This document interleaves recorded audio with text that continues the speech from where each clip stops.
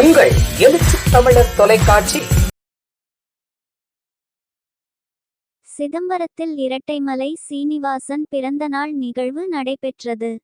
தாத்தா இரட்டைமலை சீனிவாசன் அவர்களின் 166வது பிறந்தநாள் விழா கடலூர் மாவட்டம் சிதம்பரம் கஞ்சித்தொட்டியில் உள்ள பெரியார் சிலை அருகில் புரட்சி பாரதம் கட்சியின் சார்பாக தெற்கு மாவட்ட செயலாளர் இரா ஸ்டாலின் அவர்கள் தலைமையில் நடைபெற்றது.